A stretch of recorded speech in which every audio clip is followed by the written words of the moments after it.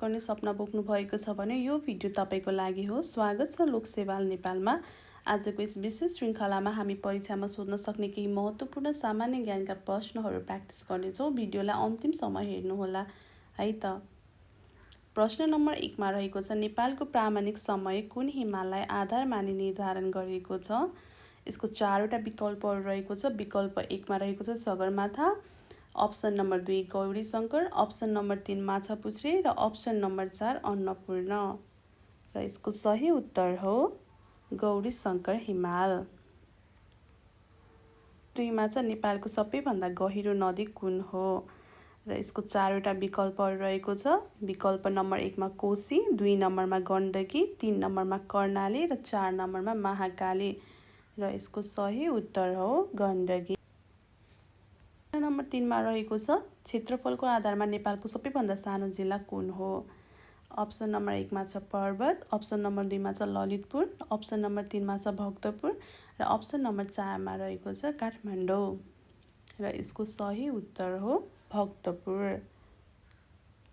प्रश्न नम्बर 4 मा रहेको छ, नेपालको चेरापुञ्जी भनेर कुन ठाउँलाई चिनिन्छ? 4वटा विकल्पहरू रहेको छ।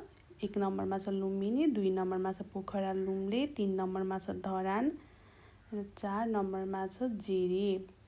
र यसको सही उत्तर हो अप्सन नम्बर 2 को पोखरा लुम्ले।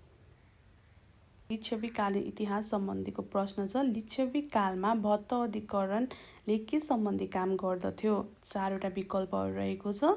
1 नम्बरमा छ कर उठाउने, 2 नम्बरमा छ न्याय सम्पादन गर्ने, 3 नम्बरमा छ विवाह तथा सम्बन्ध विच्छेद, 4 नम्बरमा छ सेना परिचालन। र यसको सही उत्तर हो ई नम्बरको विवाह तथा सम्बन्ध विच्छेदन। कालीन इतिहास सम्बन्धी प्रश्न छ। प्रश्न नम्बर 6 मा रहेको छ, नेपालको इतिहासमा बाघ राजा भनेर कसलाई चिनिन्छ? अप्सन नम्बर 1 मा छ नरेन्द्रदेव, 2 मा जयस्थिति मल्ल, 3 मा प्रताप मल्ल, 4 मा शिवसिंह मल्ल। र यसको सही उत्तर हो प्रताप मल्ल। हस् त धन्यवाद। यस्तै रोचक प्रश्नहरू हजुरहरूलाई चाहिन्छ भने यस टिकटक आइडीलाई फलो गर्न नभुल्नुहोला है त।